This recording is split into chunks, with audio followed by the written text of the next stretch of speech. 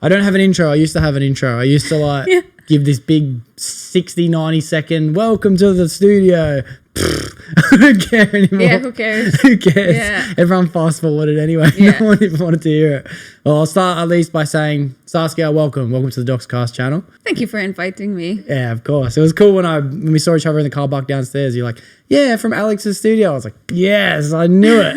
I knew it. So, yeah, there's so much stuff, as I just said to you off camera, that I want to talk to you about. Your Instagram page, I'll just read out how many things there are I want to talk to you about off your page, all right? There's 1, 2, 3, 4, 5, 6, 7, 8.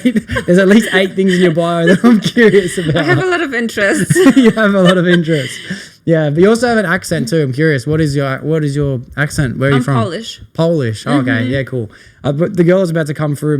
My mate's girlfriend. She's Polish as well. Oh, there you go. I'm pretty sure. I think she is. Oh, the Eastern Europeans, Yeah. all the same. Okay. Well, you said to me just before the thing that you mostly talk about is couples therapy. Is that how you described it? How did you describe it? I think mainly I deal with couples and sexuality, but also with dating and general sexual problems. Okay. And how did all that start? Let's just start with there. How did you get into this line of work? Because I don't know how people get started on a job like that. I started with psychology. So at first I wanted to go purely into psychology. But then I decided that sexuality and couples are so much more interesting because they're challenging. So if you're one-on-one with someone, you just focus on them, and obviously you need to be compassionate. But when you're doing a couple, then you have 2 people in the room and they might be fighting each other. I had people like walking out or being loud or whatever else. And very often it's very confronting for other practitioners. So they would just focus on the one-on-one. Whereas the couples are very, very dynamic. So you need to be like really on point to be like, hey, stop, you can't do this. So I think that's why I really went into that. And sexuality is something that a lot of therapists don't want to do as well because they might just focus on the relationship. So sexuality, they always bring up something about that, you know. Is that because then there's problems and they're arguing and fighting? It usually comes from a sexual problem as well in the relationship? Is that why? A lot of people that come my way, they would already have sexual problems, but even if they don't, there's something in the bedroom that they would want to change. Wow. Yeah. Wow. Okay. So how long ago did you get interested in psychology? How long ago did that start? I finished my degree in 2018, so like 2015. Yeah. I was 21, 20? Yeah. Here in Australia? Yeah. I did Sydney Uni. Yeah. And then master's in sexual therapy for 1 year, the same university. And then I've done multiple other courses just to find out a bit more about couples therapy because it's such a unique thing. And quite often people would go into that just knowing the one-on-one dynamic and they would not know what to do with them. You know, they would just allow them to speak and have their patterns play out in front of them. But then you actually need to stop them and tell them no. Yeah. A bit like with children, you know, because when you're emotional, you get into your child brain. Yeah. So then you need to be the one with rationality and be like, you can't be doing this, you know, but like gently.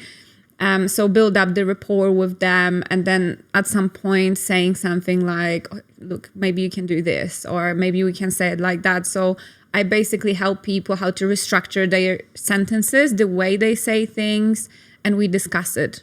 Okay. Yeah, nice. Was there anything in the beginning that made you think, yes, I would definitely want to go down this road? Like, you know, did you first meet one particular couple in the first place? And how did it work? Did you have to do any training? Did you have to do any like work like that before you got your degree? No, I kind of already knew from the get-go. After I finished the psychology degree, I had a moment where I didn't know where I want to go. But at some point I'm like, no, I want sexual therapy, and eventually couples therapy just made sense because sexuality is, you know, a lot of it is just couples work. Yeah, nice. Do you do much work inside the couples? Is that where most of your work is today? Or is it just mostly your past work? That's the main work, but sometimes I just get individuals that want to improve their sexual lives, but not only just general problems. Sometimes people with drug addictions or loss, grief, things like that. So yeah. Okay. Yeah, nice. Do you find that most people are coming to you with the same problems, or is everyone's problems kind of different? I think they're quite repetitive. There can be a repetitive pattern So if it's sexuality and let's say mismatch in libido, that's probably one of the most common ones. They say the same things, they say the same sentences. Usually the person that has a lower one, they would say, oh, it's a chore. Whereas the other person is just like, they don't really understand it because for them it's amazing. Yeah. Wow. And that's the most typical problem. I guess couples are coming in, one person wants to have sex more, one person doesn't. Yeah. And that's causing tension and they're fighting around that subject. Okay. That makes sense. That must be a shame. Is it easy? Can you help people in that world? Like, do you have to kind of just say, my best advice would be, well, you have to meet halfway. You have to have a routine. How often how do you help someone in that situation? Basically, they need to start growing just by themselves, also individually, make a commitment to the whole process.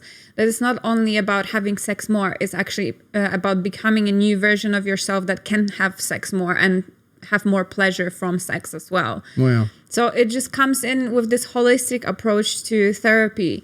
I do give them some exercises that they can do at home, but they are just techniques. If you're not really progressing emotionally, you're not really gonna do anything. You might just like force yourself to have sex with your partner, which is also not good because you're not actually going anywhere. You might make it worse. Yeah, that makes sense. Is it most of the time the guys coming in and they feel like their partners, their girlfriends, wives aren't having sex as much as they would want to, or is it the other way around? I had both. Okay.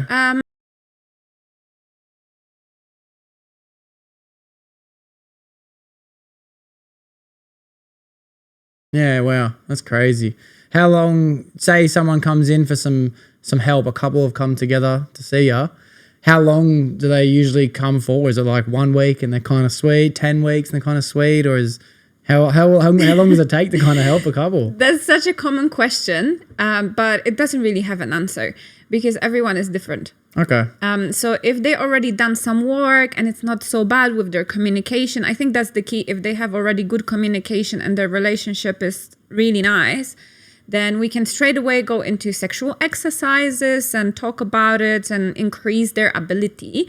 But if they're coming into me and they are, fighting, aggressive towards one another and they want to have sex, I'm like, how do you even want to start right now? This would be horrible. Yeah, absolutely. Yeah. I guess so that would need a lot more time, realistically, eh? Yeah. Yeah. Okay. And then on that subject as well, do people come in, and I'm assuming most people are coming in because they want help in their relationship. Do you find that it's usually one person that drags the other person in, or both people are coming in together? Both. Yeah. A lot of the time there would be someone dragging someone else in, and I can already say that this will not work out very well if the other person is not changing their mindset. If both of them are coming in and they want to work, I have great results. Yeah. Yeah. Nice. Do you ever find that sometimes you're just like, okay, you two are just not compatible? Do you ever get that? Yeah.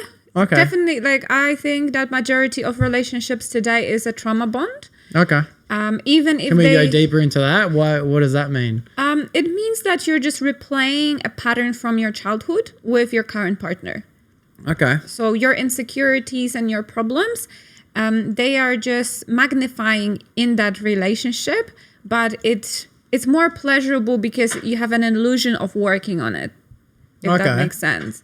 So then we choose the same partner as the parent that triggered us the most, usually.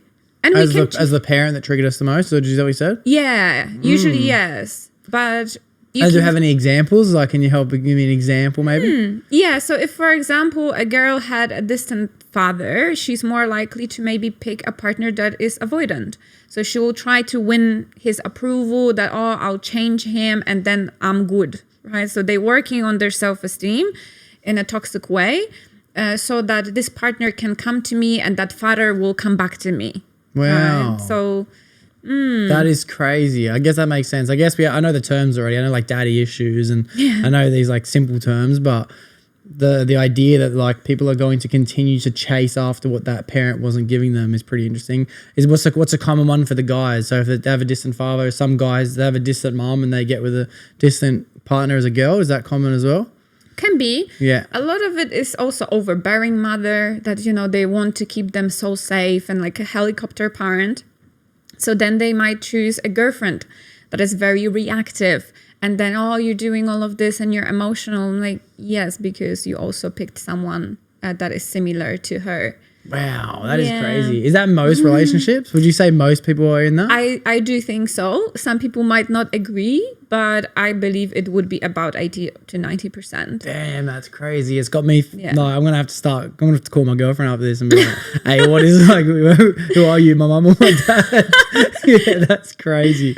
I think I had a conversation a long time ago. I don't even remember who it was with. I think I sat down with a lad named, I think it was Clayton Harrop who told me about it. He's like a men's coach for like how to become a masculine man and be the right provider for a woman, and meet the feminine needs and things like this, also being masculine at the same time. I'm pretty sure through our conversation I was like, so you're telling me I have daddy issues? I'm pretty sure that's what we worked out. I can't remember, but shout out to Clayton Harrop if you're watching this episode. That was a good episode. Do you find that like there's a lot of sometimes you say people come in and they're like a bit like yelling, sometimes people storm out and stuff. Are those kind of help, just because people have gone down those steps, does that mean that they're not going to work? Or does sometimes they go from fighting and yelling and walking out to then fixing it in the end as well? It's possible. Yeah. They could potentially fix it if both of them acknowledge what they are doing wrong and change it. Yeah. Yeah. Did you find that most people are like, both people are doing something wrong, or one person's typically the instigator and the other person's like not? I heard a few different theories. So the main method that I work with is from Terry Real, and I really like his work. And at first I was so pro like this approach that there's a percentage of like, oh, you're doing this and you're doing that. But over time, I stopped believing it, because even though you might have certain dynamic and one person can be more reactive, the other person is still staying with this. They are not respecting themselves. So there's an equal amount of problems that they are actually having. I do believe in energy. So you attract what you have, right? So the person at the certain level of trauma, they will attract a partner at the same level.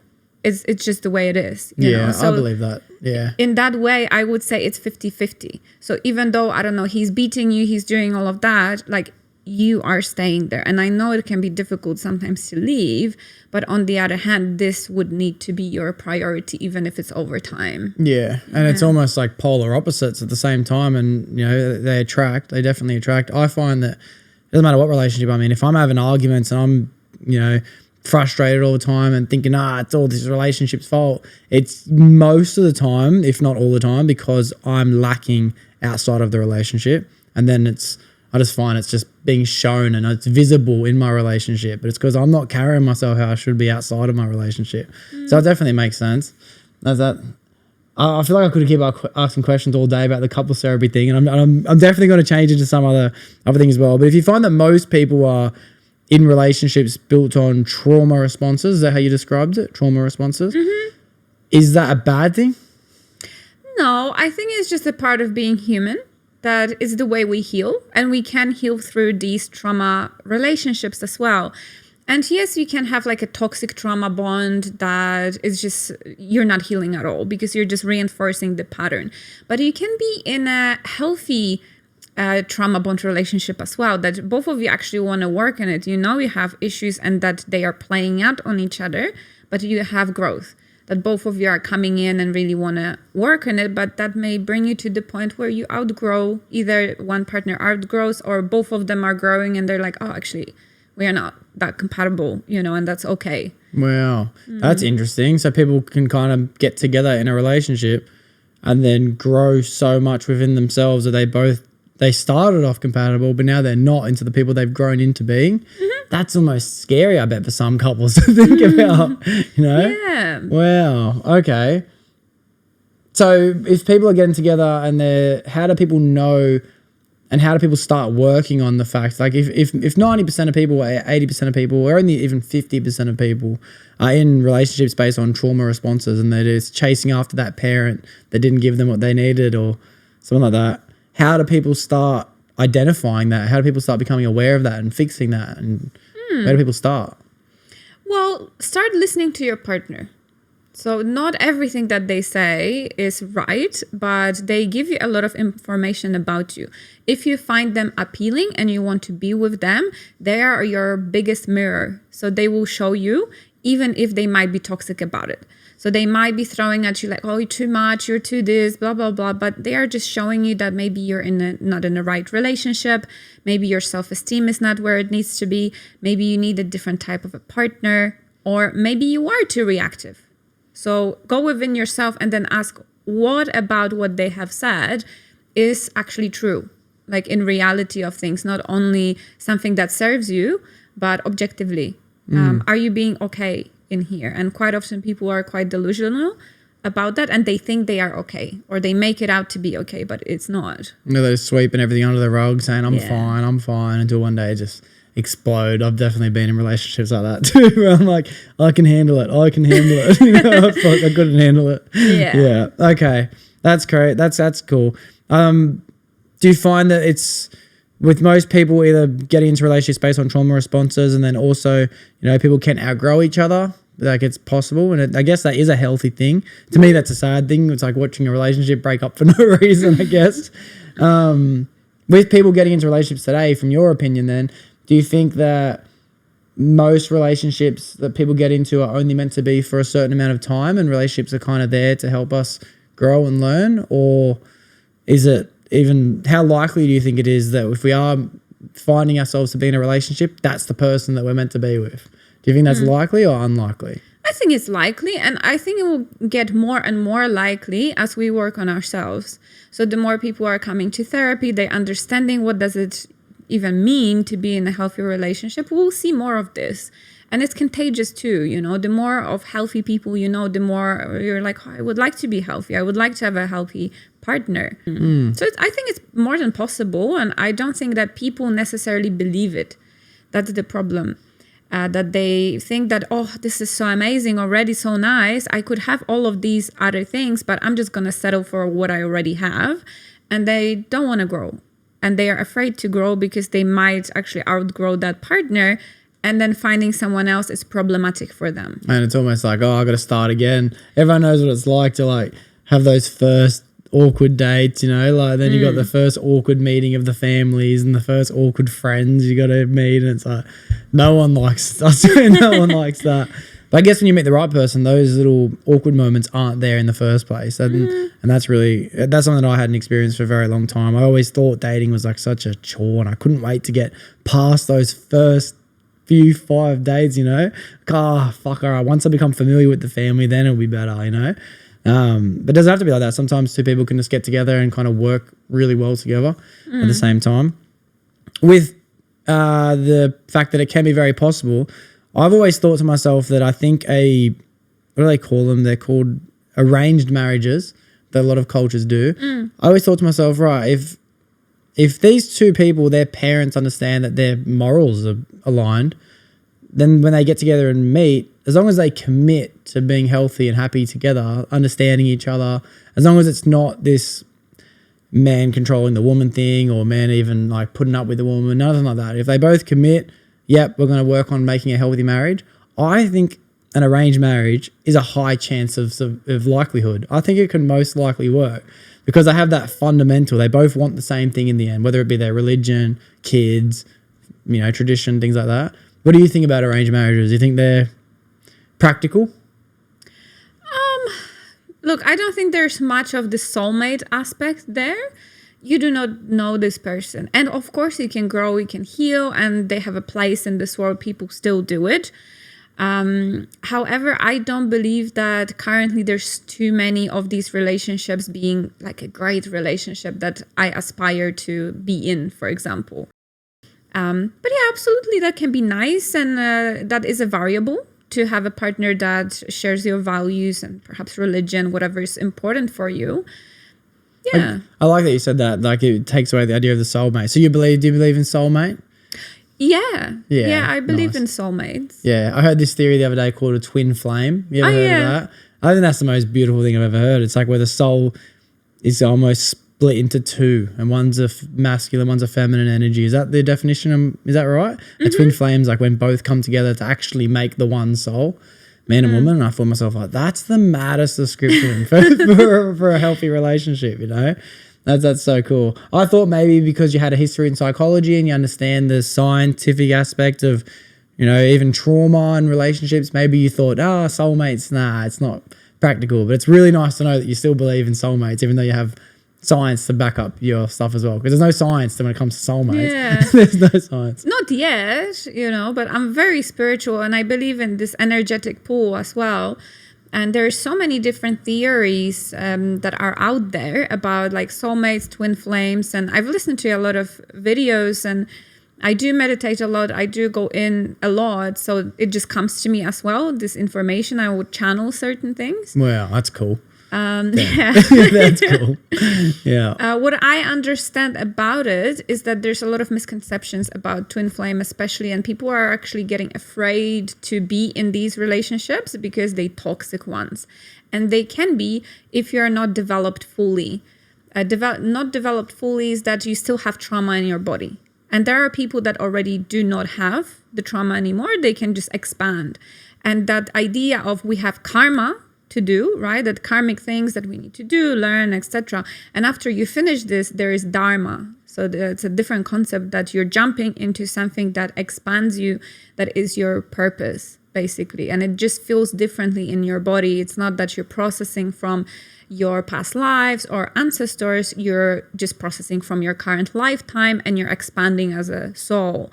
So then when you get to the Dharma place and you meet your twin flame and you will polarize towards one another, only then you can create like the best union that there is.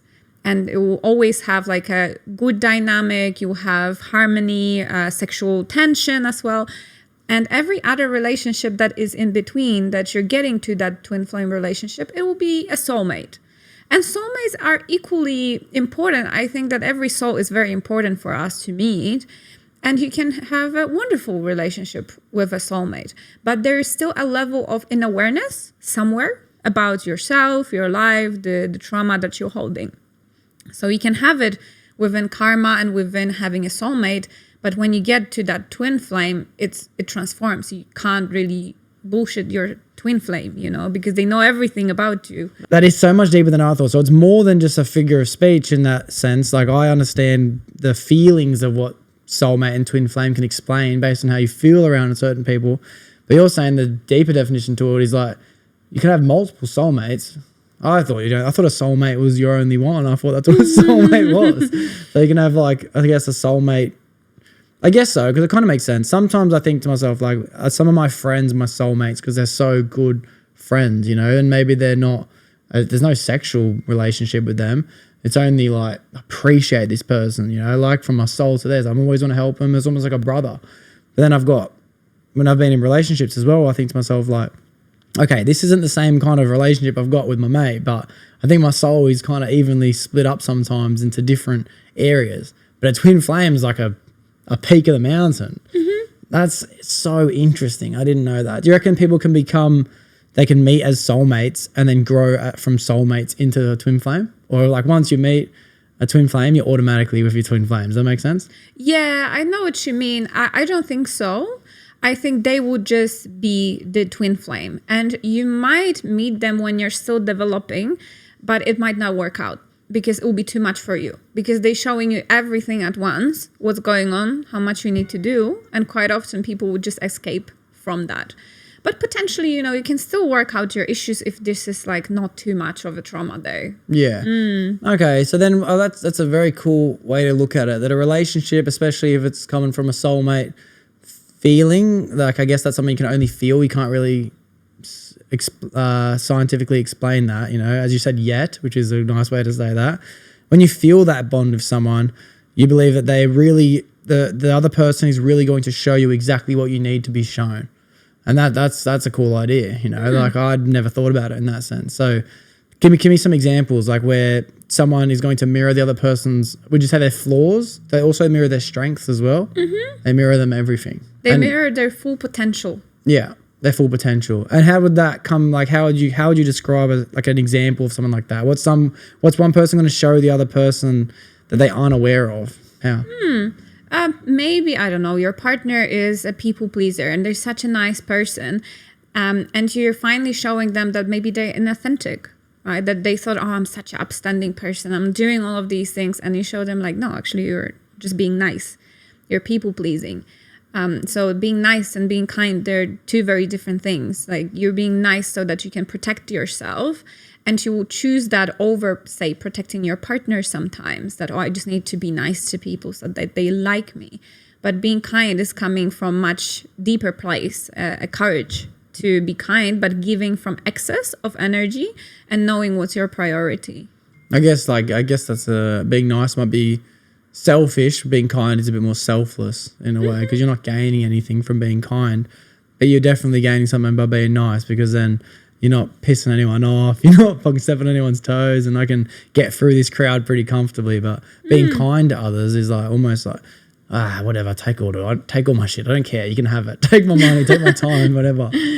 Okay, that's cool. You've definitely helped me transition this conversation into more of an energetical conversation, because I'm already having fires go off inside my head of curiosity. Ding, I can hear stars shooting across the sky inside my mind. So when did you come to familiarity with any form of deeper understanding on energy? And, like, I know that in your bio you had Reiki energy as well. When did you become curious or aware of anything to do with that? So that story. Yes, please. It started happening about 1.5 years ago. I was in a relationship, and that opened me up into, emotionality, redoing these lessons strongly, because that was, like a very deep sensation, the deep love, you can call it, or trauma bond, whatever else. But that also caused my body to have a lot of pain. So my spine, Sorry. bless you. Thank you. Everything around, like my hips, my spine, my arms, was lighting up. Nobody knew what that was. I went to a chiropractor, and they were just like, oh, it might be like a stored thing. I don't know what it is. So eventually, I started to have more symptoms, and just emotional, energetic. I had like voices in my head, things like entities, spirit speaking to me, things like that. That's crazy. Damn. Wow. Yeah, so I think my sense of self was already so strong that I was able to distinguish that this is not me that is saying all of these things. So eventually I started to work with that energy, and it appeared to be what then I didn't even know much about spirituality. It was the Kundalini awakening, that the energy comes up your spine when your soul is quite developed already. But what I didn't know is that it wasn't very common for people. I thought like, oh, okay, so many people that have this awakening, but I had something completely different. So these pains, I thought like, okay, the only thing that I can do and that I know that works is meditation, right? So like Joe Dispenza did all of these meditations and fixed his spine as well. So I decided to just go there, even though I didn't even know much about Joe Dispenza at the time. Is that a guy you're talking about? Did you say Joseph? Joe Dispenza? Joe Dispenza. Yeah. It's a person, is he like a high spiritual leader or teacher? Is that who that is? In a way, but he also blends this with science, and he tries to do more of tests on the brain of people that are going through these types of energetic and awakenings. Okay. So I like the fact that he wants to bring in science into this, although it's still the beginning of it. Yeah. But yeah, I haven't heard about him before, but something just told me like, just meditate, just decompress your hips. So I was doing a lot of like movement and meditation, to the point that I was doing probably 6 to 8 hours a day. Wow. Wow. Yeah. That's crazy. But it was already so intense for me in terms of the emotions, the voices, the pain in the body, that I was like, well, I'll do it, or, it's not great. Yeah. So it lasted maybe 1 or 2 months that I've done these meditations. You feel like a god, you're like a Buddha, whatever. So you have all of this access to different realms and, entities and things like that. So you find out so much like of this energetic knowledge just by yourself meditating. But then it has a price. And I didn't know about that, because I'm like, oh, what meditation can do. But then it spiraled into a bit of a psychosis. So you would feel energy everywhere, like I wouldn't feel my body because it would just be like a blob of energy. Wow. Or feeling people that are so distant from you, seeing energy, seeing color on people, which I still do, but it's quite integrated. So it doesn't like faze me anymore. But at that time when it happened, it was just like what the fuck? Oh, absolutely. You know, it's crazy. I've heard people tell the stories before. Like I had a lady, Anika Reeves, come onto the podcast. She does sound healing, and she came on and educated me on all that. And she told me that she can see people's orbs and colors, and some people radiate like a yellow, and some people radiate all different colors. And I'm like, what the fuck are you talking about? You know what I mean? But like, I've heard it once since she told me. I might have heard it your podcast something one time before that. Now you're telling me it again, that like you can see colors radiating off people. Like that's madness. And like you're gonna be so keen on the idea like you can just meditate and be calm, be still, and like I'm assuming you're working on your breathing as you're putting yourself into these meditative states. Is it like when you say you're feeling like a god, feeling like a Buddha, and you're having this information come through you? Like to me that's so out of my awareness. Like I'm struggling to fathom that, you know, like it makes me excited. I want to learn more, but like, are you aware that like 99.99% of people don't experience that shit? I know. Yeah. Okay. I didn't even know it existed. Yeah. Yeah. I was laughing at my mom for saging our place, and now what do I do? Yeah. Yeah. Yeah. Okay. That's cool. So when this information is coming at you and you first started getting into it, you said you did it for like 1 or 2 months. Is that correct? And you were going into these like 6 to 8 hour days of meditation. Were you already meditating a bit in your life before that? Not at all. Okay. I wasn't really into that. I was more into not so much like partying a lot, but I would just go out to blow off some steam and, you know, have fun with my friends, etc. But never meditation, not too much. It annoyed me. But when I start something, I'm like, I'm just going to do it all the way. So I kind of played around with, you know, life and death. Basically, at some point, my body stopped digesting. So I was like, oh, maybe I should stop, you know. But even if you stop, like the pathways in your mind are already open. So you can't really undo it. You need to process it. And I didn't know how to do it. I had no idea what was like the integration process in spirituality. I knew the psychological idea around it, but not like how to properly process these feelings so that they can integrate, if that makes sense. Yeah, yeah. And then I met my ex-mentor, Alex, and then I learned the Reiki, learned what it actually was. I learned that you actually need to cry it out, you need to express it, understand it, etc. It's not just the godlike feeling, that it also stays because you feel more divine, you feel closer to source or God, but it just doesn't affect you as much because you can process it from your body much easier. Well, I guess it would make sense that, as you said, like, you know, you're kind of just playing around with it, unaware of what you're really doing to yourself on a psychological level, and you almost put yourself into a psychosis. You said psychosis? I think you can call that, although I knew what was happening roughly. It was just like my vision, which it happened in the past when I was younger, that I don't know, that you see things like on a screen, or they coming in and coming out, and I didn't know what that was, and it was very scary. I had a bit of depression, a bit of anxiety for a time, and now I understand it was energy that was just traveling around.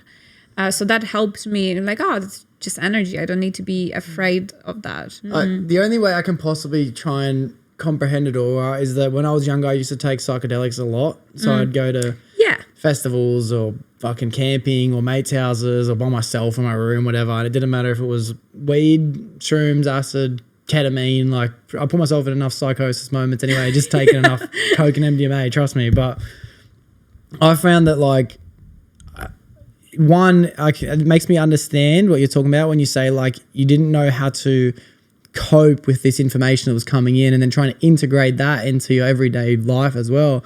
I remember sometimes, like, having like an awakening, tripping the fuck out, thinking to myself, and how am I ever meant to go back to like working a job now? You know, like now that I know all this information. And that's what makes sense to me when you said you were in these meditative states and then you felt like these flow of information coming at you. And then, like, I remember in those moments too, I'm not saying they're the same, but it's at least helping me understand being in a position similar, you know?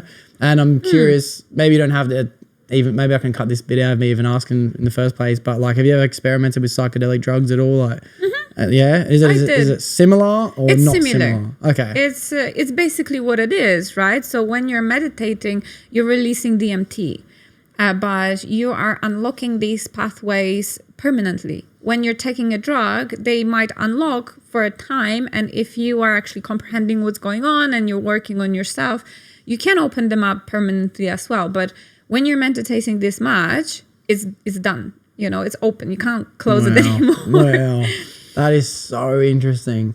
Because to be honest, I stopped taking psychedelics after a while because it started to become too much. I wasn't enjoying the amount of information, if you can call it that I found myself processing. Like I understand why I act like this. I understand this. I understand that. Like to me, I'd try and like come out of it, and then a few days later, I'm still trying, and I'm like, I don't know if I'm willing to fucking keep taking this shit anymore because like it's almost like there's a scene, if anyone who's seen it or if you've seen it as well, in Rick and Morty. Have you seen the show Rick and Morty? I did a few. You've seen a couple episodes? Yeah. There's this one episode where Morty and Rick, they do this. It's only a very short, like 10-second snippet of an episode, but they steal this tortoise. It's called like the truth tortoise or the knowledge tortoise or something.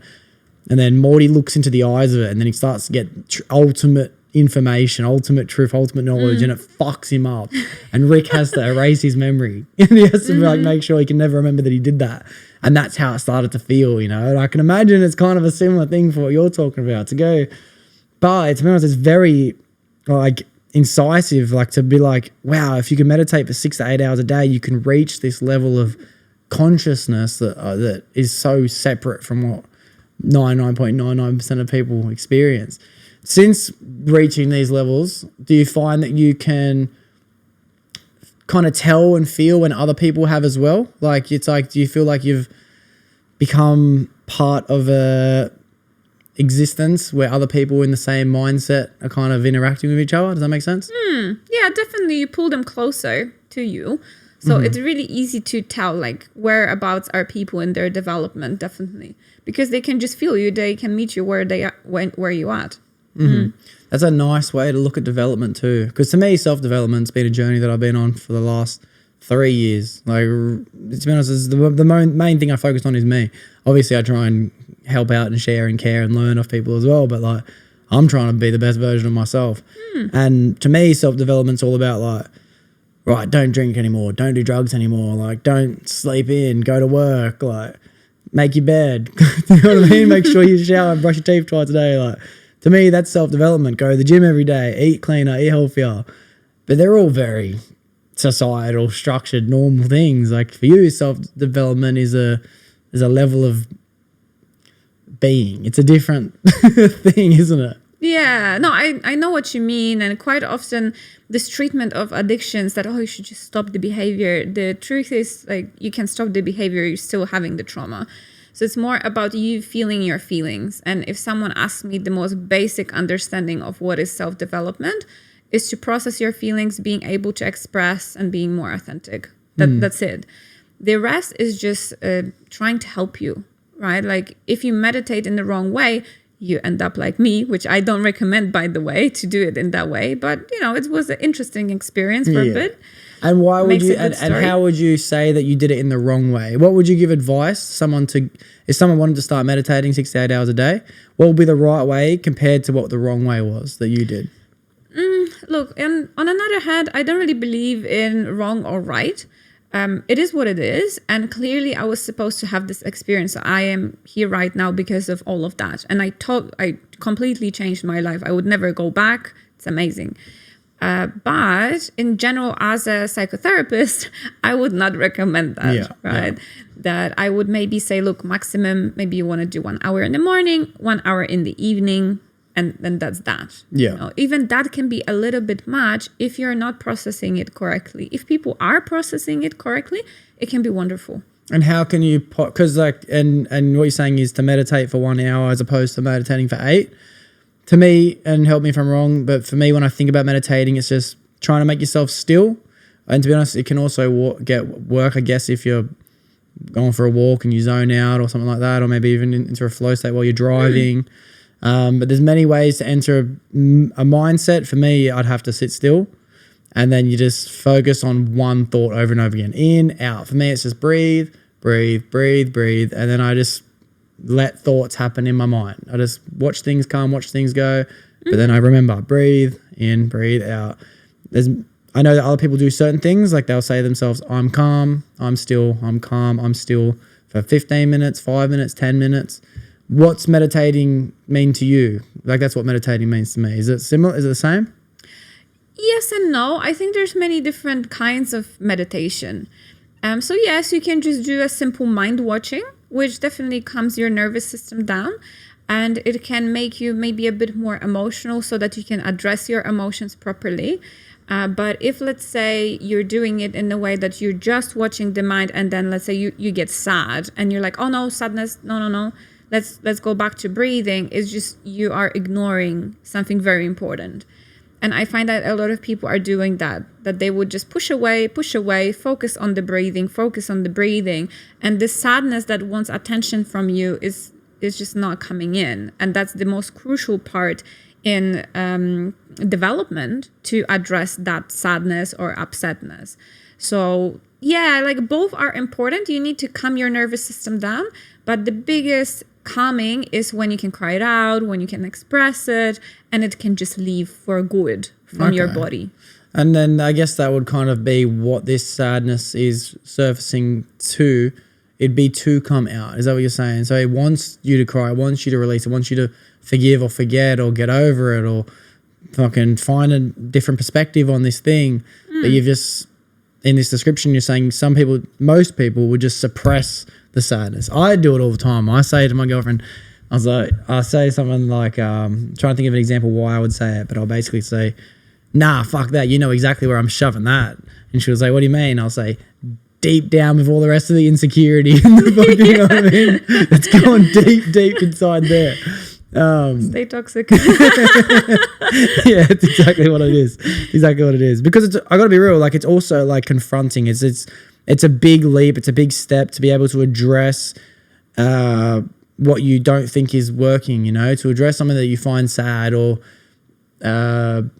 miserable or anxious or depressed. Like these feelings, especially I know what it's like to think for a lad, so I'll speak for a lad.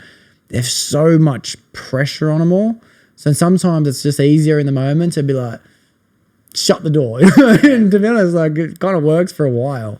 But I've never thought about the meditative state in which if a feeling comes up, and when you say explore it, that sad feeling, what does that mean? Just keep thinking about it until it changes, or what does that mean to explore that feeling?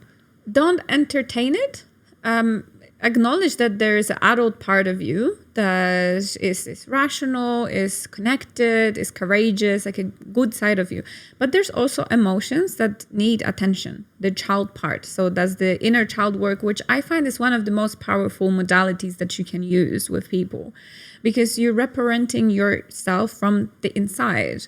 So instead of engaging in this, like, oh yeah, I'm sad, and you're getting into the victim mentality and all of these unhelpful things, how about just like, oh, let yourself be sad. Maybe you want to cry. Maybe you want to feel that. The problem is people entertain sadness, but they do not feel it.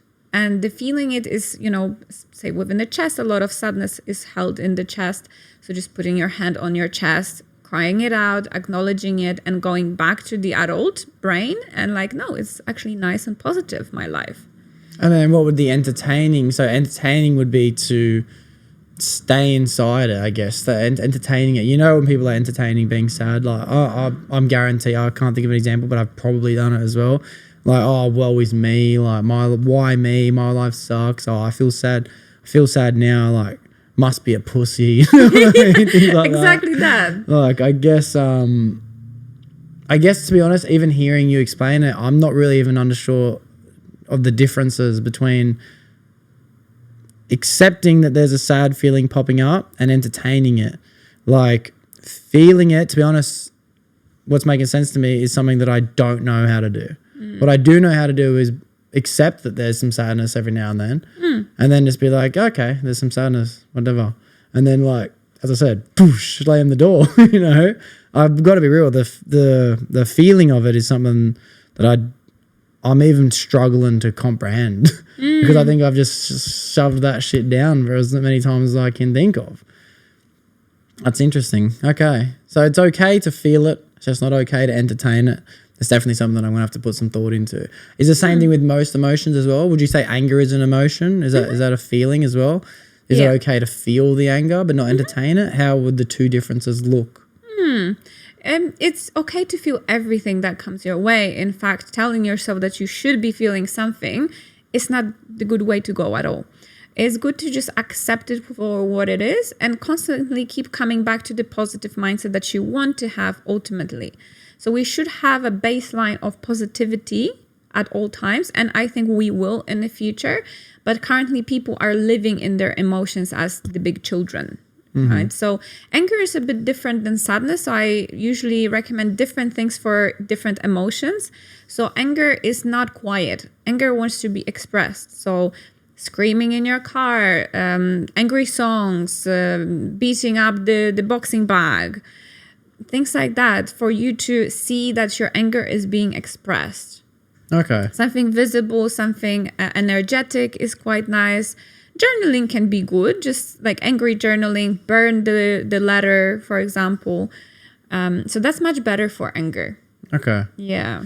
This is so interesting. I'm starting to think I might be a robot. The more you explain emotions and shit, like, it's like I've even done boxing for years and years, and like I used to hit a bag every day of the week, and I never hit it out of anger. And it doesn't mean I never felt angry. I just never hit the bag to express anger. I hit the bag because I wanted to get better and faster and quicker and stronger. There was a logical reason for why I was doing things instead of an emotional thing that needed to be released. And the same is how I react personally with most emotions. Most emotions, I try and find the logical thing straight away. Like, oh, I'm sad. Okay, I better fix that real quick. Make sure I never have that conversation ever again. Make sure I never fucking do that. And like, I'm constantly trying to monitor and control my emotions as I grow older. And to me, I feel like I'm self-developing because like I'm making sure my emotions are being covered, if that makes sense. But and I guess they must come out eventually. Like they must. But it's hard for me to understand as well because I feel so good right now. Like I really do feel happy. I'm very appreciative of life. I practice gratitude every day. I pray as many times as I can, and I'm constantly fulfilled. Like before we had this conversation, I was like calling people, telling them how much of an amazing day I had because I genuinely had an amazing day. But I also know, coupled with that, is I don't ever express. I hate it. I hate anger. I don't yell. I don't get in road rage. I just genuinely don't like the feeling of getting angry, and I don't like sadness either. There's two feelings that I just refuse to feel. So I'm wondering, like, is it affecting me and I just don't know it, or am I dealing with it and I don't know it either? You know, I'm so curious. I think there's definitely a level of you not knowing that it affects you. You know, like if it comes out in other ways, like maybe resenting people or something comes out wrong, your communication is a big tell as well. But perhaps some of it is being addressed, but you need to feel it to properly process it, to allow yourself to be angry, that it's okay to be angry. It's okay to be sad, and we believe that it's not. And there's like, if you were to just say, okay, I'm going to feel it. If you were to feel, say for example, if most people were going to feel a feeling like sadness, for example, how long would that last if you were to feel it? Like to me, I don't know, but I don't practice feeling it. But like, is it something that kind of just gets acknowledged and then passes pretty quickly, or is it something that might take a couple days to be sad about? Like, or is it kind of, oh, it doesn't matter? Am I asking a silly question because it can last whenever? Everyone is different. Okay. You know, and every release is different as well. You can release it and feel amazing because it was all kind of processed, that one channel. But maybe you get upset and just being upset for the next couple of days. Both are okay. It just means that this particular channel is just still clearing out for the next couple of days. And that's what needs to be accepted. Okay. Yeah, that makes sense as well. So what about when you were going into these deep meditative trances for these 6 to 8 hours a day? Would you say it became an addiction? Like, was it something that you loved, or you were just like, I want more? Was that there's not enough time? 8 hours isn't enough. Yeah, that's true. It becomes addictive because it's basically a drug that is being released in the body. It's a DMT. But yeah, I don't do that anymore. But it still feels amazing. Like it used to not to. You know, I hated meditation, but now I would love to just be for like an hour just meditating. It's amazing. Yeah, nice. And then when you started, because you didn't like it, you're probably doing what most people were doing when they start meditating. And that's kind of what I want to base this next portion of the conversation on. How can people get interested in the practice of meditating and feeling themselves properly? Did you start off like you know, what did you call it? You called it mind observing, mind monitoring, saying like in, out, in, out. Is that how you started? And then did you get better at it over time? Yeah, there's so many different techniques. I don't believe there's too much of a difference in between them. Of course, you have breath work, that's like up regulation. You have like a slower breathing so you can get just relaxed, maybe go to sleep. Yes, there's some differences. But I would just start with like super simple, or try different exercises that are available online and see what resonates with you. But I do believe there's a level of first making yourself do it. That we don't automatically like it. It's not normal for us or majority of people. So what I've done in the beginning is just basically, no, I'm doing it. You know, it's important. I need to do this. I'm in pain. Just need to get into it. Yeah. So if you can do that and then experience later some pleasure from it, then your brain's like, oh, it's actually really nice, you know, to be calm and to have that. And even to release some emotions, maybe cry or whatever you need to do, then your body remembers this experience as something good and pleasurable even. Mm-hmm. So when you can get to this point, that's fine then. Yeah. You've changed your brain. It's cool. I heard a study once. It was in this book, this terrible book that I read, and I will not recommend this book to anyone else. It was called How to Achieve More by Doing Less. Mm-hmm. It was called Hyperfocus. Like Hyperfocus. How to achieve more by doing less. And I thought, yeah, I need to know exactly how to do that. And it was a waste of time. But there was one part of the book that I found to be very educational, and there was this one little sentence and said, out of all studies that have ever been shown to improve memory and focus and retention and productivity, nothing has ever lasted except for the practice of meditation. People who actively practice meditation have a healthier balance when it comes to, they can prioritize things better, they can focus on what they need to focus on, they can remember things clearer. And I thought, okay, I can see some actual logic to meditating, right? So I'm a list kind of guy. I put meditating in my list of things I need to accomplish that day. And I would start a timer and I'd wait 15 minutes and I'd stop a timer and I'd say, yes, I've done my meditating for the day. And I meditated to avoided what the actual idea of meditating is, you know. It's definitely something I want to put into my life a bit more. But I tell you what, I haven't spoken about this too much on the podcast. Years and years and years ago, this would have been like, I'd say maybe before even my psychedelic phase of my life. I remember getting curious about meditating, and I bought myself a circular towel, right? This circular towel. Actually, maybe I stole my sister's one. I think it was hers. I went up to a park, I went to a tree, and I went there for like at least maybe 7 to 10 days in a row, and I didn't have a time limit. I just sat there and closed my eyes and thought, and that's all I wanted to do. But at the same time, I heard about chakras. So I'd Google the root chakra was the first one, the red one. And every day I'd play a root chakra thing for as long as it went for on YouTube. Sometimes it was an hour and a half. Sometimes it was 45 minutes. And I'd just sit there and think. And then one day I felt this red hot ball in my base, in my chakra. And I thought, holy fuck. Like it's like I unlocked something new. Yeah. You know? And I think the next couple times I went to go do it, I didn't necessarily feel it. One other time, because I might have done this for about a month straight, I think one other time I felt what felt like a different coloured thing, because the first time it felt red. The next time I swear it felt a bit like a different colour, and I felt it moving a little bit inside my body. And that's the last time I ever experienced anything to do with that ever again. And that was like 10 years ago at least, you know? So it's like I know there is genuine experiences being had by the people that are preaching this subject. People aren't just making it up, because I know I've felt that. But I also know that a lot of people might not ever believe us. You know what I mean? Not yet. Yeah. A lot of people might not ever believe that. Do you believe in chakras as well? Is that something that you practice? Yeah, definitely. I had to, because, you know, all of the colors and ideas is just quicker. I had to like be very quick about how fast I can heal. So I don't have the psychosis. Yeah. So I had to figure it out, like how to heal each and every one chakra. So then I transfer that to my clients now, like a list of things that you can potentially do for your system. Okay, nice. Yeah. I forgot to ask you this as well. You were saying in the beginning when you got into your body started to having these symptoms, your back, your chest, your shoulders, all these problems, your neck even, you said. Pretty sure you said neck as well. You said you were in a relationship at the time and you said it might have been love or trauma bonding or something around these subjects, and that's what led to you realizing you had all these pain. Do you think, and I was a bit curious in there as well, like, is it because you felt like you weren't in a very happy place in your life that you started to have all these pains, or was it separate from the relationship itself? Were they separate? No, I think it was fueled by that situationship, you can say. That it wasn't official. We had like some issues and things, and that just fueled all of that. And I clearly didn't heal from the relationship before that.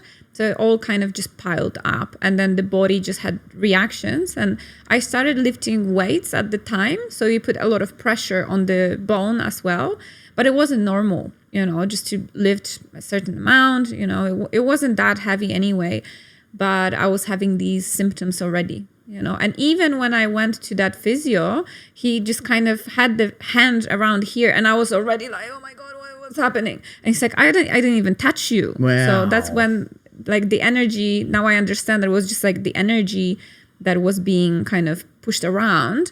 But at the time, like, am I going crazy? I had no idea what this was. Especially because you weren't familiar with it, eh? You hadn't started it yet. And how long ago was all this when you said it was about a year and a half ago? Is that when it was? Wow, that's crazy. So in the time frame, I think that in the last maybe 12 months ago today, maybe less, maybe 10 months ago today was the first time I seen you. That was at Alex's studio over at, was that around 10 months ago maybe? Am I correct? I'd say maybe. About that, but yeah. Yes, yeah. And you said he was your mentor. Is that someone that became your mentor, Alex did? Mm-hmm. Yeah. How long into the journey did you sought after a mentor? I didn't kind of sought after. I was just looking around. Maybe after 4 months of like, I did the meditations, then I spiraled a bit. And then when I was already having more symptoms, then I found him. And that's when it kind of started to get a bit better. Nice. And that was your first time being exposed to Kundalini. Is that right? Kundalini? Like Reiki? Reiki, that's yeah. I had no idea what Reiki was. It just came to me like, you need to do Reiki. I've done a course as well. And it was moments where nothing else opened up on my computer but this course. And a lot of weird things was happening at the time. Everything gets very serendipitous. For 2 weeks, I think I bumped into like 8 different people in Sydney. Like, I never had that before. Yeah. So all of these events, it just led me to like the next step, new people to meet, new lessons to redo. It's so interesting how life does that. Life will present you with the thing that you need every time. It doesn't. We can choose to avoid it all we want, but the opportunities are always there for not just the things that we want, but the things that we need at the same time. And we have to take that. It's always a risky, scary thing. Should I be doing this? Should I not be doing that? But sometimes you get a clear enough message, like, do the damn thing, learn the damn course, take the damn class, quit the damn job, like, leave the damn relationship. Like, we do get shown along our journeys, like, of where we're meant to go. We're not really walking around blind, are we? Yeah, no, of course not. We have to learn how to listen, eh? And when you started to go into the spiral of doing all these things, why do you think that happened? Why do you think, I know you said you didn't know how to process the information, but what were you doing that you think you wouldn't recommend someone else to do? Definitely not as much of meditation at once. Too much time doing it. Maybe too much time doing it. And you never know how your body is going to react. So I don't want to kind of be preaching it here, but I do not regret it. It was a great experience, and clearly I was meant to have it. This, and other than that, I think everything else I would recommend. We should be releasing things. Yeah. We should be feeling stuff. Yeah. Okay. So just that's super interesting to know. There's too much time you can spend meditating a day. Yeah. That's what crazy. Do you know? How do you think those monks are feeling? The guys who like don't move for like 50 years, like, do you ever think to yourself, like, what level of enlightenment have they reached? Do you ever think that? Do you ever get curious to go down it? Would you ever be interested to put that much practice in ever again in the future? Like, let's just say, I need to retire. I'm going to go climb a mountain somewhere and just sit down and do that. Like, is it something that is intriguing? Is it calling? Not really. I think I've had my experience with it, and now my body has mostly cleared. There's still some energies moving through, But I think I'm pretty much at the end of it. My last one is the crown, which is like outside of the body, but the rest of it, it's pretty much out. All my health issues went away. I had like multiple little things. I don't have them anymore. Wow, that's so cool. And then when you started to say, for example, when you met Alex and Alex was teaching you about the Reiki and the moving of the energy, can you explain a little bit about that? Because I only know the Reiki definition. A couple of people have explained it to me. Alex explained it to me. A couple other people have explained it to me. But in case someone's listening as well, but they don't understand Reiki energy, how would you explain what Reiki energy is? Well, you kind of become like a conduit for the other person. So it's kind of like you gather the force together and you can move more of this energy and emotion blockages that you have in your body. And the person that is already having that awakening can feel you more. So we know exactly where the energy is stuck. You might kind of poke in there or focus on that spot. And that emotion, energy, or whatever you want to call it, it just moves out of your body. How would you, so you're now, so obviously you started off in a position where you're the person who's having the Reiki done to you. And now you're in a position, like I'm pretty sure you were helping out with the class when I was doing my 9D breath work. How do you know, and if you can explain it as best as you can, that when someone's come in for a session to release some energy, how do you know where the energy is? How do you feel it? Like, how do you know? I feel it in my body. So whatever the person is feeling, I feel it, not in the same magnitude, but you can feel like sensations or tensions around the body. So I sometimes might mention it to a client if they're spiritual. So like, oh, what's there? This is, I don't know, a feminine side, a masculine side. Is there a male or a female that maybe here's sadness, here's a bit more anger. So I kind of try to steer the conversation into a direction, but I can also see color. So I would see the certain density that comes out of a person and then like, oh, maybe a solar plexus, maybe this. So yeah, both. I see it, I feel it. That is so cool to be able to see it as well as feel it. Like feel it's like I can guess it, but to see it's like, fuck, if you can see it. It's pretty psychedelic. Yeah, that is so cool. Wow. Is it still as obvious, like you were saying in the beginning, it was becoming very intense, a lot to handle. Is it the same as it was? You can just, now you've learned to accept it, or is it not as intense as it was in the beginning seeing it? Oh yeah, definitely it's not as intense. It's just integrated. It's like a part of my day. So if you're having a trip and you're seeing colors, then you're like, oh, and you can't really work or do anything. But I work normally, I do my thing, and there's just color. Yeah. You know? So it's like that now. Do you see color on everyone, or like everyone, or is it just certain people? Majority of people? Yeah. You see any color on me? Yeah. Oh, shit, am I too scared to ask? Yeah, fuck. Am I too scared? Yeah, fuck it. All right, what colors do you see on me? It's kind of yellowy green. So this place here. Okay. And what would that tell you, like, based on what you know about, we used to call that solar plexus, is that what you call it? Yeah, so definitely something around like boundaries with people, that you leave certain situations just to not to feel that way. That would be solar plexus. Some sadness as well. Relationships, letting people in, being emotional. Yeah, okay. There's definitely some boundaries that I let people cross, so all right. You're onto something. Yeah, that's so cool. To be honest, I'm curious just enough to start meditating just so I can start seeing the colours aspect. Like, that is so cool. Wow, that's mad. All right, one thing I want to kind of circle back to, I know we've gone off topic a little bit, but back when it comes to the couples that come to you, you've been doing that for a lot longer than you've been aware of this energetical playing field when it comes to spirituality or your own energy and understanding. Do they link at all? Do you find that when you're having conversations now with couples that you're also having extra information from a new learned study and you can help with that as well? Mm-hmm. Okay. It helps me to explain certain things to people, even metaphorically, even if they don't believe in energy. I'm like, can you feel that energy in the room, right? Like it's around us, it's between you.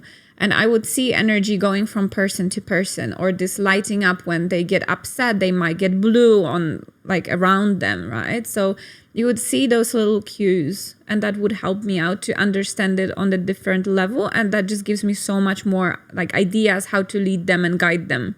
Okay, that makes sense. And you can feel the it doesn't matter who you are and how much you practice and meditate, you can feel tension in a room.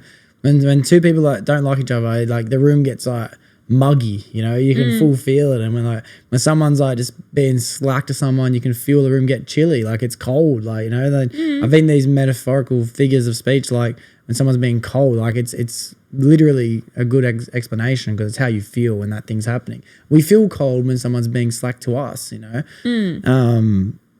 Okay, that's a really cool way to know that you can help people. And even if they're not interested in this might be offensive, I'm gonna call it like hippie stuff. Okay. If people aren't interested, woo-woo stuff. If people aren't interested in that, then it's cool. You can still use what you have to be able to help people. And that's a very beneficial thing. Because I think a lot of people would probably get pushed off. There's a lot of people out there that just aren't open to it. I'm open to it. I also have a brain that wants to try and find a scientific explanation to everything as well. But I've grown up. My nan's told me about the inner child that lives inside of me since I was 4 years old. I can remember the first time. She told me I've got a little girl that lives inside me. I'm like, what?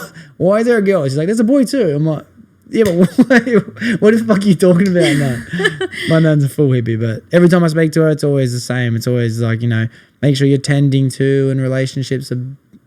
But to be honest, I never have these depth conversations with her. She just yaps. So I go, yeah, whatever. No. Yeah. Okay.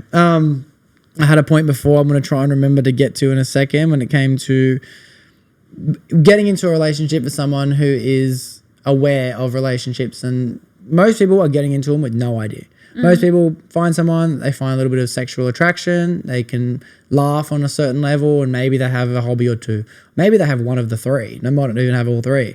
But they're not aware of what they need to fix within themselves, or what the other person needs to be fixed inside of them. I think most people are very surface level existers. Being someone who's more aware of the bonding that people take on each other's traumas and needs, is it harder to find someone, or is it easier to find someone? I don't know. For now, I still have a little bit of work to do with myself. It's not too much, but it will be quite significant for the next couple of months. So I kind of know the timeline, because you become a little bit of a medium, you become a bit of a intuitive reader for yourself as well. So I just know that in the next year, but the year of the horse actually starts in February. Right. So I think up until then, I'll just lay low. I don't want to have anything.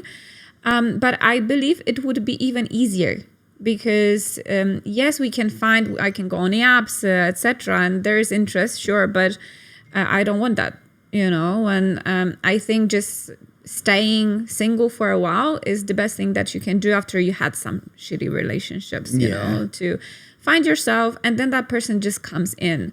I used to be of an opinion that, the more you go on dates, the more you meet people, the more it just will happen. And yes, you need to meet a certain amount of people and redo these lessons. But then in the end, this person will just come in, because you magnetize. And I've been having these experiences all the time with people, you know, just magically you meet and you become friends, or...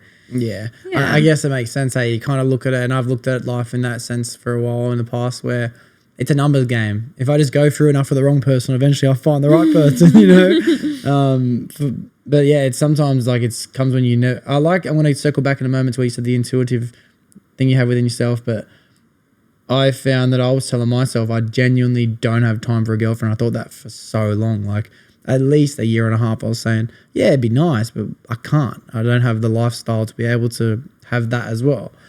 And then all of a sudden I'm in one. You know, all of a sudden I'm in one. There was nothing.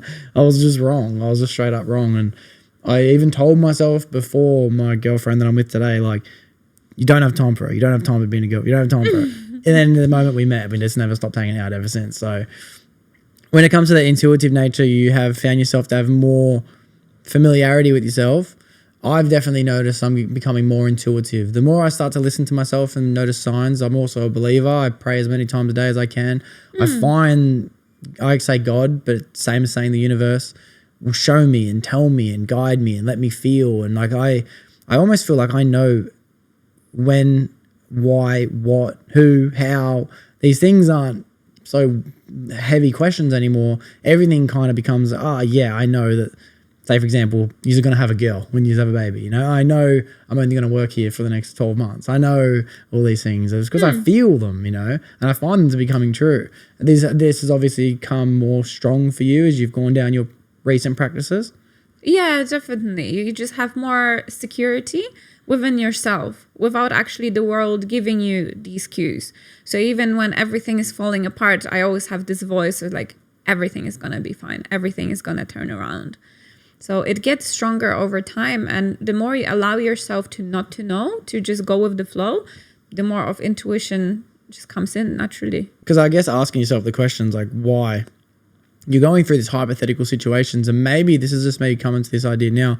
Maybe the reason why it feels so much pressure is because every time you think of a new thing that can happen or go right or go wrong, you're creating all these different possible futures for you, and now there's chaos, you know? But if you just let go of them all, you'll go back to the one and only path you were meant to go on in the first place. And instead of you trying to write your own story, no, they're going to break up with me, they're going to leave me, or I'm going to get fired, or all these things, you're creating too much whirlpool of existences now, you know? You can just say whatever and then just get back on the only path you're meant to be on in the first place. Yeah. No, nice. What other things are you, to be honest, I don't want to have to look at, fuck it, I need to look.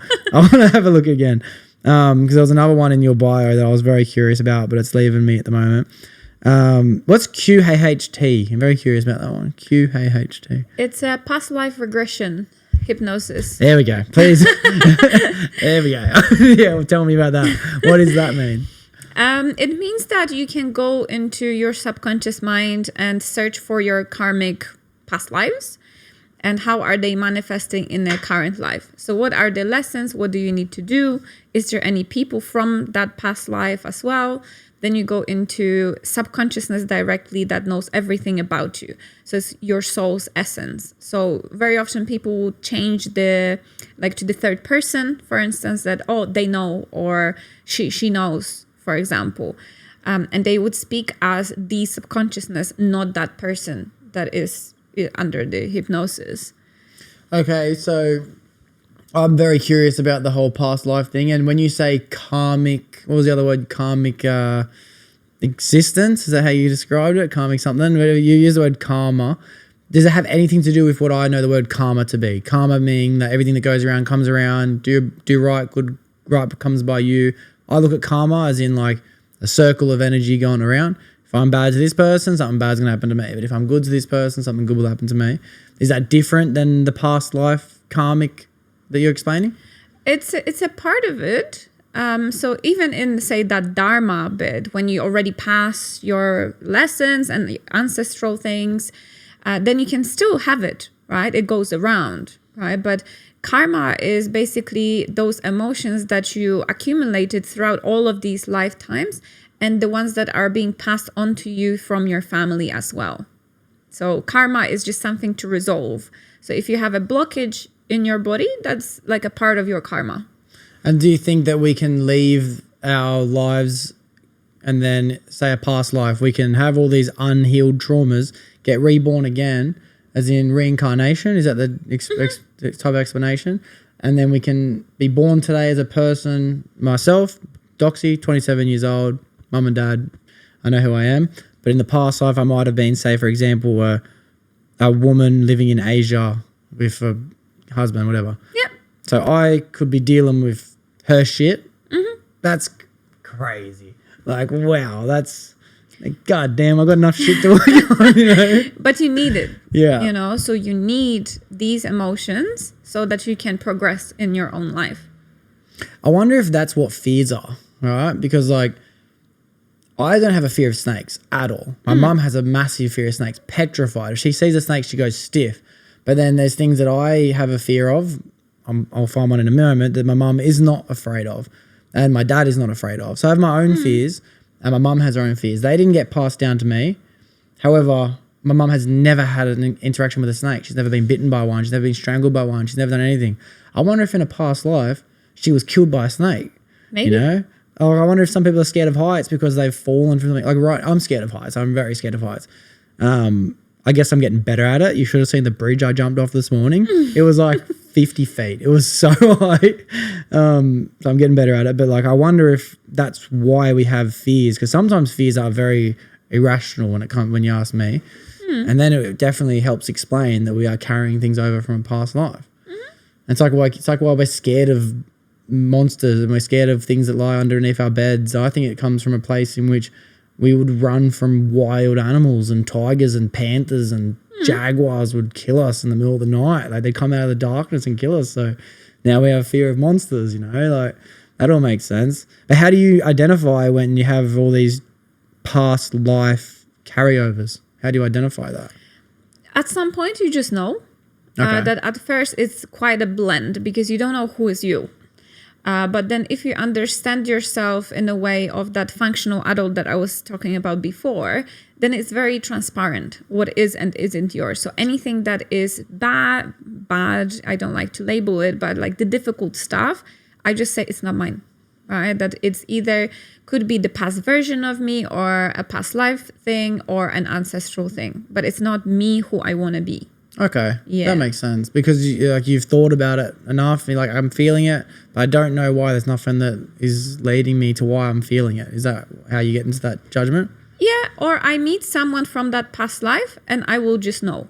I love that. To be honest, I know what that feels like. I meet people sometimes and I'm like, sometimes I think I've been that person. Like, I've got one that in my head. I've never told him. I don't know if I ever will, but he might be listening to this. But sometimes when I'm with that guy, I'm like, I was you recently. I know what it's like to feel how you feel right now. And I think to myself, am I fucking crazy? Like, how am I thinking like this, you know? That's madness. So sometimes you can meet someone, you knew them in a past life. That's very cool. How often do you reckon that kind of happens? How often do you meet someone from a past life? It used to be all the time, because in the beginning, like, all of these karmic things are coming forth, and probably my friends were already like, fuck off the past lives. But I had constantly like a theme of like a country or like a situation that I saw. I'm like, yes, this happened, or I know you and I know who you were, like my wife, my this, my whatever.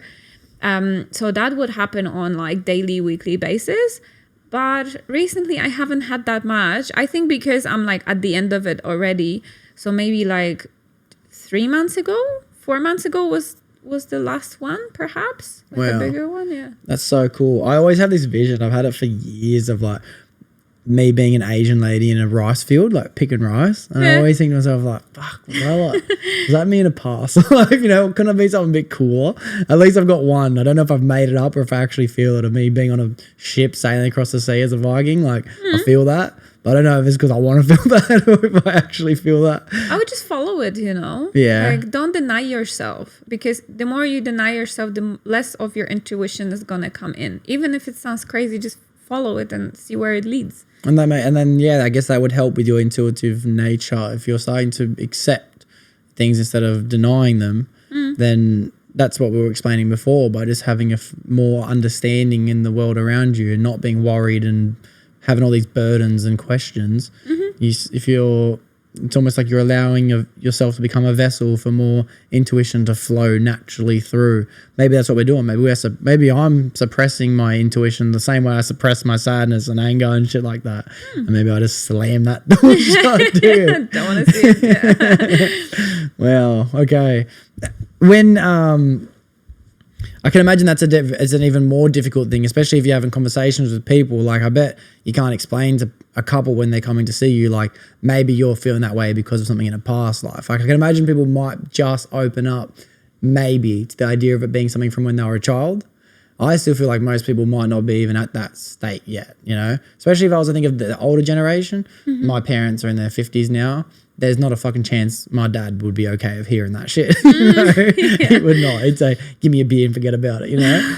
Do you find that a lot of people are becoming okay to these ideas, especially when it comes to inner child work and things like that? Oh, definitely. It's a process. It's a slow process. Or let's not call it slow. I don't like to say that, it's going to be a long process, because that's what it's going to be. The belief is everything. But it definitely can take a bit of time for some people to warm up to the idea. Because they are very ancient beliefs. They're the oldest beliefs, meditative beliefs. Any energetical, spiritual practices goes back thousands of years especially in some cultures like India, where a lot of these things come from. But in Western culture, they're very, very, very new ideas. They're like 10, 15 years old at max, you know? You got like the Jay Shettys who like, you know, Jay Shetty? Yeah. Yeah. He's like one of the first people to ever go to the monks and then come back and start teaching everyone else about this stuff, even about relationships and things like this. Like I feel like this is all new age ideas, and I'm glad that people like you are diving into them as much as you can, because it's helping at least the rest of us curious people find out information. And I'm not going to go into as much depth as you have, but it's very helpful, very beneficial. And yeah, I'm very excited to keep learning more about it. I'm curious as well. I'm going to circle back to the beginning when we started this conversation. Even though you have all this information that might help people in their relationships when they come and see you, but a lot of them do come from a sexual problem, whether he has a higher libido, she doesn't. Sometimes she has a high libido and he doesn't. When you are helping people grow and become better people, do you also have to ever give people sexual advice as well? That people are like, oh, they don't know what I like, they do know what I like. Is helping someone sexually, and how do you say it, sexual, when you did your master's in psychology, what was that called? Sexuality? Sexual and reproductive health. Sexual and reproductive health. Yeah. Is a lot of it coming from like I'm going to tell you how to have sex better with your partner, or is it most of it about an emotional level of knowing your partner better? Majority is that. Okay. Majority is just knowing them, because everyone is so different. So just more conversations, more emotional understanding. But I might suggest some techniques like for premature ejaculation or erectile functioning or libido stuff. There's certain set exercises, like sensate exercises, that already have been proven to have effect. So they've done some studies, not too many, but there's evidence. So I provide that. Yeah. But I would never say like, oh, you need to, go down on your partner and blah, blah, blah. Yeah. Like, that's what I was thinking the education might have been when you're saying that's what the master's was. I'm thinking, but can you really teach people how to do that? Like, is that some people that kind of have to work out on them by themselves, Yeah. Would you ever recommend, do you think to some people, okay, it sounds like you need to get on Blue Chew or Viagra or anything like that, or is this like against your practices? I don't like that, because usually people come to me when they already have been taking Viagra or something else. And a lot of doctors are not recommending that type of treatment. Maybe they don't know, they should know. And this person is already on the tablets, they are suppressing their feelings. And then they're saying that, oh, well, I'm taking it, but it doesn't work anyway anymore. Yeah. So this is maybe like a third line of treatment for me. Mm-hmm. The first is the personal development, feeling your feelings, and maybe some somatic exercises. I find that it's like there's such an uprise in there's this ad in America, it's on Australian, it's called Blue Chew, and it's like basically like a men's Viagra pill you can basically take, right? And so many ads on YouTube now, especially on all the vlogs and stuff for people in their 14 to 34, most of this age range, they're pumping out this message saying like, well, if you've got any problems in the bedroom, like it's because we have a solution for you. I take these Blue Chews, And I'm like, fuck, that's such a scary message to be pushing out in society. Like, I've been in relationships where I realized like I'm not having a very fun sexual relationship because I'm not happy with this person. It's got nothing to do with taking a fucking Blue Chew or not. So yeah, it's good to know that like it's not something that even doctors today aren't recommending people do. You got to work on your emotions and feelings first, and this will help in the bedroom. That's not information everyone knows. That is not information many people know at all. Yeah. And the medical world doesn't really provide that. That's the problem, and it's just suppression of emotions. Like, people don't know how to feel, so their genitalia is not feeling anything either. I don't know how to feel, so I guess you're definitely opening my eyes to be like, maybe I need to learn how to cry, My girlfriend's always asking me, is that going to make you cry? I say, no.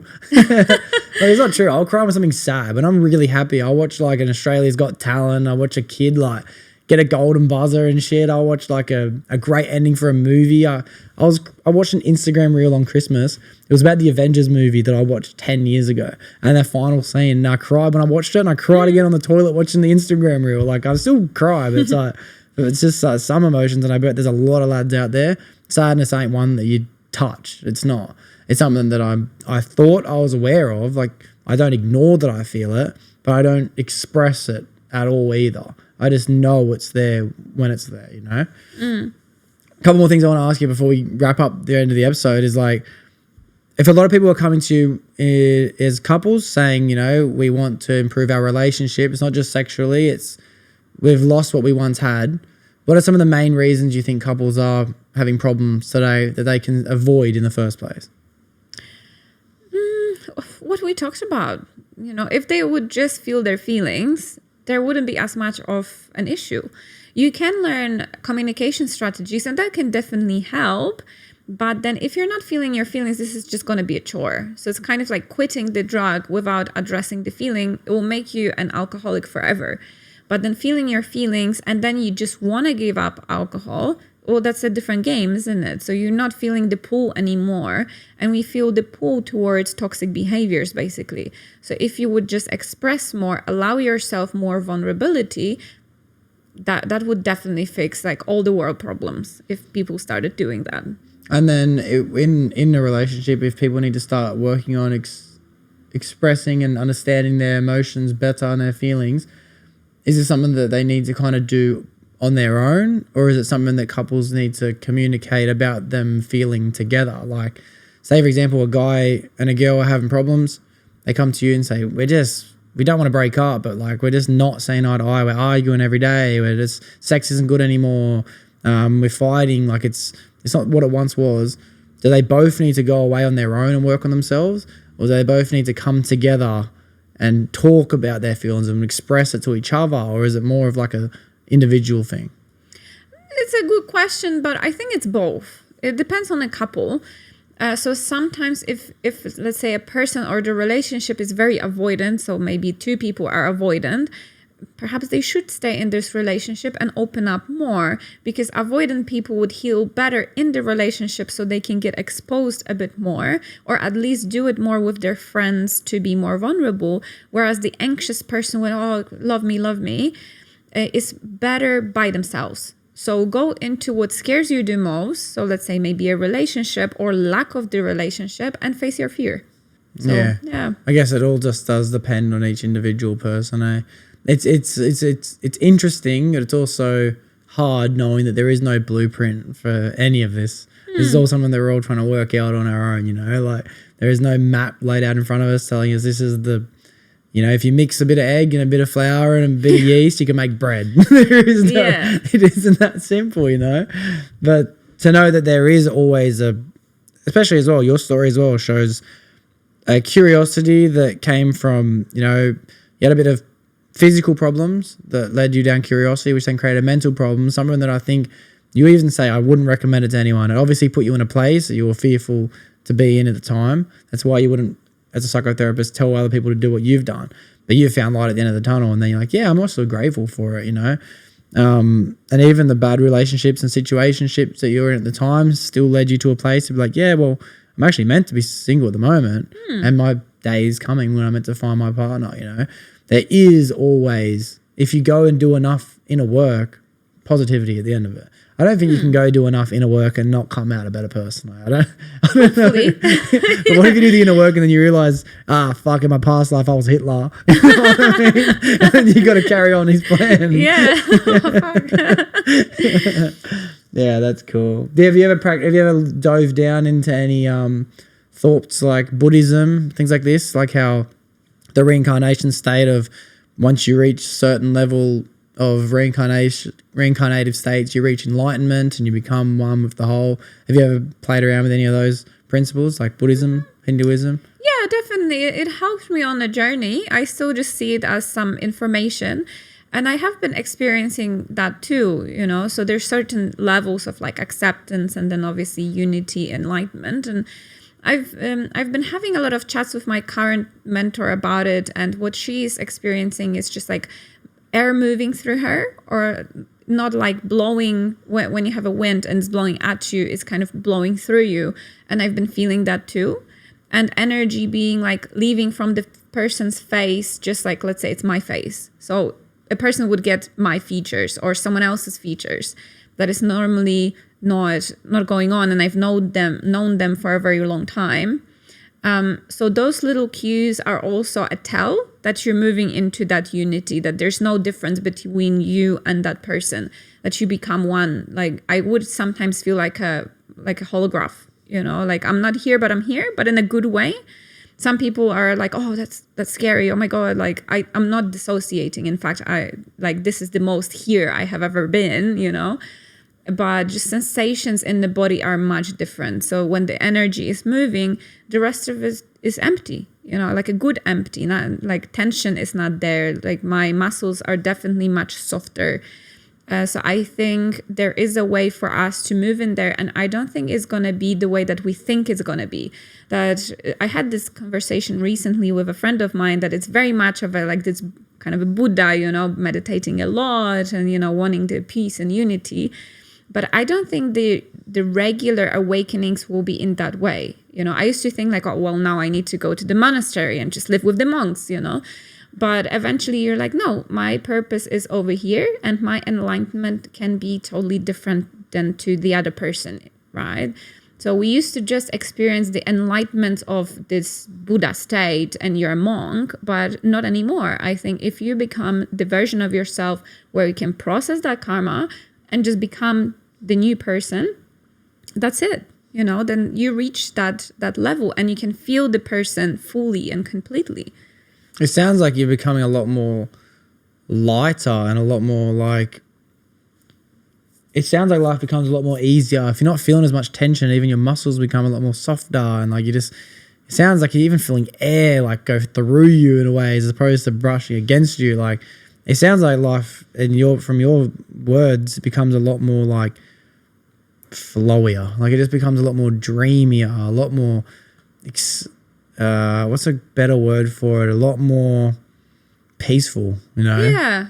Yeah. Definitely is. And I know already people that move through it, similar situations, and they're like, my life is great. You know, it's not like lavish, like we might think like, oh, then you would need to have a lot of money. It's not what we actually want.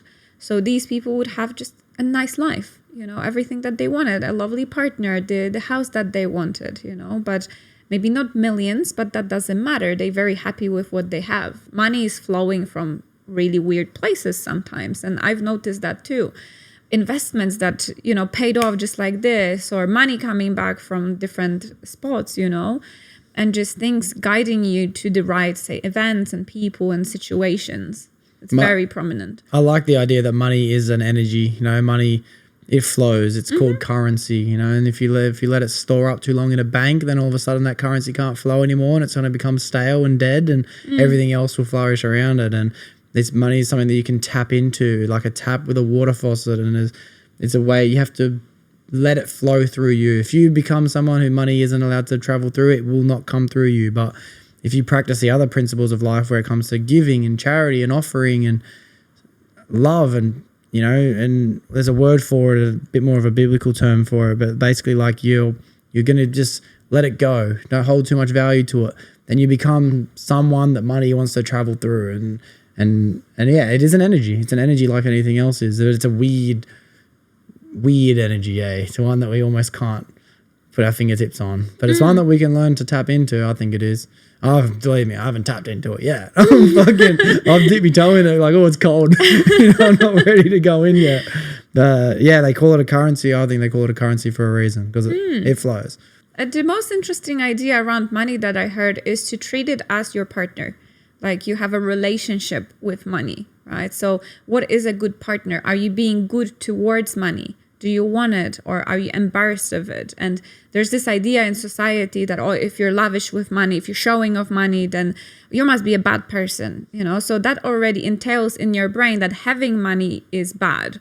So you being okay with it and you being okay with loving money as well is one of the things, because we have that idea that wealthy people are bad.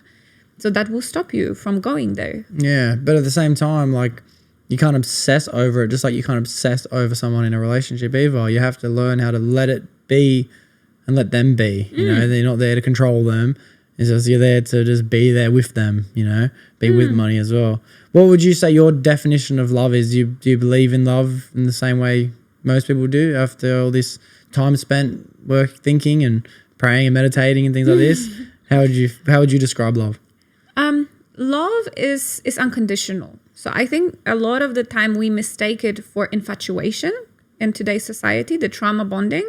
So that I love you if you're here with me, and if you love me and if you give me everything that I need. So that's infatuation. But people perceive it as love, right? Oh, I love you so much, that's why I'm nasty to you. Like, no. If you can love someone even though they are not here, maybe don't have the life with you, but you can love them from afar. So your love becomes unconditional. So only then we can achieve that type of a relationship that we want. That's a really good way to put it, eh? Because I think most relationships are trading. You know, it's like, I'll do this for you if you do this for me. Like, I'll tit for tat. Yeah, it's like, okay, I'm willing to like stay in on Friday night if you're willing to come out with me on Saturday night. But it's like, otherwise I wouldn't be staying in on Friday night. It's not, oh, I genuinely want to do this unconditionally, and I genuinely also want to go out on Saturday. It's more like a even trading thing. And I don't know if that's a bad thing. I think a lot of relationships work in a good way because of that, because they are healthily trading, but it's not very often unconditional either. Unconditional usually comes from a parent. I think most people know what unconditional love feels like, hopefully. There's always rare cases, and the exceptions make the rule. They don't make the rule not true, where some people don't have it. But I think most people have an unconditional love from either a mother or a father. Not always both, maybe just one. Yeah. But that same kind of love isn't the love that we typically have for a partner. And then maybe for our kids again one day as well, maybe we'll finally understand what that unconditional love is, to give, not just to receive. But yeah, there's this powerful book called Choose Your Enemies Wisely. And Patrick Bet-David says, in order for someone to become great, the two things they need is they need an enemy that will be with them forever. Not someone they hate, but someone that they can compete against. It could be a co-worker, another football team, a parent, your boss. You have to have an enemy, but then you also have to have unconditional love. If you don't have unconditional love from anyone, you might have to go try and find it. Yeah. Now, look, one of the last questions I want to ask you as well is, what's your understanding on God? How do you look at the word? How do you know it to be? Because to me, spirituality always goes to an end word, which means God, but it also has different definitions, as I said earlier. The universe, I understand Mother Nature, that's a different word to describe it. How do you look at the word God? I think there is a source of energy, of life itself, and we all come from it and we're a part of it. But there are also certain deities and gods present. So you would have Allah, you would have the Christian God, Jesus, and whatever else. And I do know that there are those deities and personalities out there, because I also spoke to them. We've done it during the hypnosis, etc. So they are what we believe them to be. So if there's enough people believing in one thing, it materializes as the energy. So I believe that there is all-knowing source that we have, but also we have all of those little things, like say the Jesus that was incarnated, etc. But probably he also had like a lot of other lifetimes, you know what I mean? So this is just one, say, spirit or soul that incarnated in this lifetime, if that makes sense. That makes more sense than I expected it to make. Like, that genuinely makes sense. And you know what the perfect definition for that would be? Tinkerbell. Tinkerbell stops existing when you stop believing in Tinkerbell, but as long as you believe in Tinkerbell, Tinkerbell becomes real. And that makes sense to a lot of the things that I already know I believe subconsciously, that I'm tapping into with my conscious mind as well, where that if you believe something, it's true. It's genuinely true if you believe something. So if you have enough people believing something, you can manifest a consciousness out of that thing, an entity, a being, a deity. That's an interesting thing. And I bet having these conversations with some of these deities would have been an interesting experience. Jeez Louise. That's crazy. To know that you can have a conversation with Allah and then have a conversation with Jesus Christ as well. Bro, what the heck? That's so cool. Man. I'll tell you what, I think I could honestly pick your brain for the next 10 hours. But unfortunately, conversations have to come to an end, especially in a podcast, because it's almost 6 o'clock. We've gone past an hour and a half. We're probably at an hour and 40 minutes so far. There's one question I'm going to ask you before I get to the thank you very much, blah, blah, blah, blah, all right? And it's the same question that I ask everyone that comes onto the podcast. I think, as I said to you, this might be episode 178, 179, something like that. But there's been 178, 179 different answers. So you don't expect you to have the right answer. That's just from your perspective. If someone came to you because they were feeling a bit depressed, mostly because they were just lost, is there any advice you'd give that person?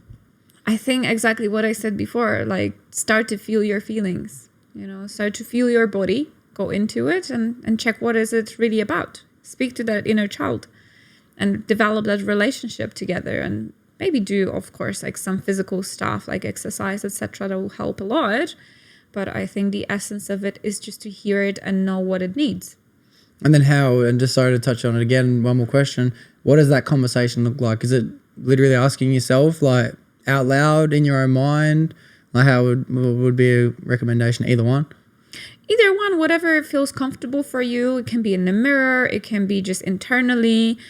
So feeling where is that coming up? And as I said, a lot of sadness is in the chest. So if I do get sad, it will be like, okay, what is it? Tell me. We can deal with it and whatever else. And then feel through it. Allow it to move. Don't be afraid of it. Invite it and it will go. Yeah. Okay, nice. It's definitely something I'm going to practice. I'm going to take something away from this episode. If I do notice these feelings of sadness or anger or anything like that, I'm not telling you right now I'm going to start crying. I'm definitely not making that promise. But I'm going to start allowing it to be felt. And then instead of trying to slam a door on it, maybe sit in it, think it, talk to myself about it. And maybe it can find itself being expressed in another way. If tears aren't the way they're meant to fall out, maybe I can go to a wee and it will come out that way, whatever it needs to be. As I said, I could honestly keep asking you more and more questions. I think that what you've been focusing your first career around, something that I'm interested enough about, how to help guide people into becoming a more happier version of themselves. But now knowing that you're into the spiritual dive deep of energetic and consciousness and prayer and the source and all this stuff as well, like now I can fucking have conversation depth, because there's so much. I'm going to ask you to come onto the podcast for another time. If you'd like to come on again, I definitely want to have another conversation with you. Good. Yeah, nice. There's always, whenever it's a great conversation, I say we have to do a part 2. So we'll do a part 2 to it. But I couldn't thank you enough for the time you've come today. It's awesome what you practice and what you preach. And I just hope anyone listening as well, they have at least a bit of open-mindedness, because it's gold. It's gold what you're doing. Thank you. Yeah. That means a lot. Yeah, cool. Well, for everyone listening as well, thank you for also making it to the end of the episode. It was amazing with this week. There'll be another one next week. That's a wrap. Beautiful.